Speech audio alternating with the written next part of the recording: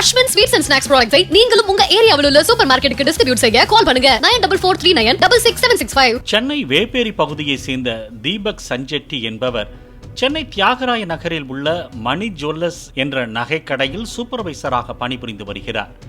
இவர் கடந்த ஜூலை மாதம் 23ஆம் தேதி இரவு மதுரையிலிருந்து சென்னை நோக்கி புறப்பட்ட அனந்தபுரி எக்ஸ்பிரஸ் ரயிலில் தோல்பையில் 3 கோடி ரூபாய் மதிப்புள்ள வைர நகைகளுடன் முதல் வகுப்பு குளிர்சாதன பெட்டியில் பயணித்தார்.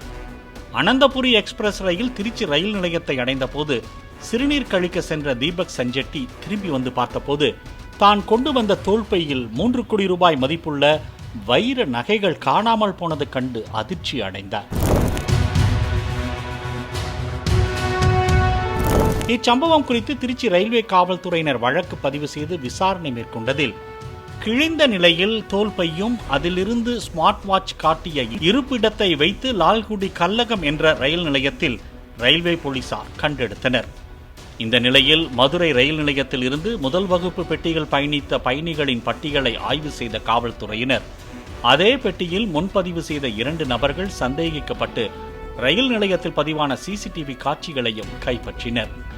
2 நபர்களின் அங்க அடையாளங்களை பல்வேறு மாநிலங்களுக்கு அனுப்பிய ரயில்வே போலீசார் 1 வார அலைச்சலுக்கு பிறகு பாட்னா மாநகராட்சி கவுன்சிலரின் மகனான ராஜன்குமார் மற்றும் அவனது கூட்டாளியான அமர்நாத் என்பவனை சிலிகுரியில் அம்மாநில போலீசார் உதவியுடன் கைது செய்தனர்.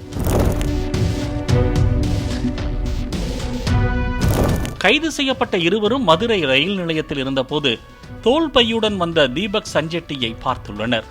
அப்போது திருச்சியை அனந்தபுரி ரயில் கடந்த போது A43 இருக்கையில் பயணித்த தீபக் சஞ்செட்டி கொண்டு வந்த பையை A43 இருக்கையில் வந்து கொள்ளையடித்த அமர்நாத் A2வில் இருந்த தனது நண்பன் ராஜன்குமாரிடம் கொண்டு போய் கொடுத்துள்ளார்.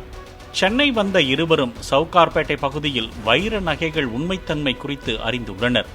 சென்னையிலிருந்து மும்பை செல்வதற்காக முன்பதிவு செய்திருந்த டிக்கெட்டுகளை கேன்சல் செய்து தட்கல் முறையில் மீண்டும் மும்பை சென்ற விவரங்களும் போலீஸ் விசாரணையில் தெரிய வந்தது.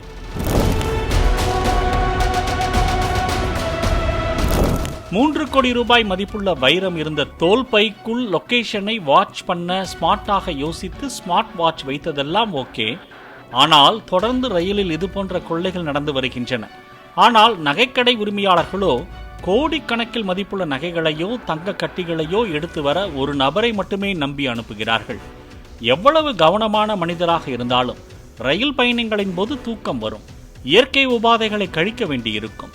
அப்படி இருக்க கூடுதலாக இன்னொரு நபரை அனுப்பியிருந்தால் இது போன்ற கொள்ளைகளை தடுக்க முடியும். இல்லை என்றால் ரயில்வே காவல்துறைக்கும் அலைச்சல், மக்களின் வரி பணமும் வீணாகிறது என்கிறார்கள் சமூக ஆர்வலர்கள். பாலிமர் செய்திகளுக்காக செய்தியாளர் வினோத்குமார்.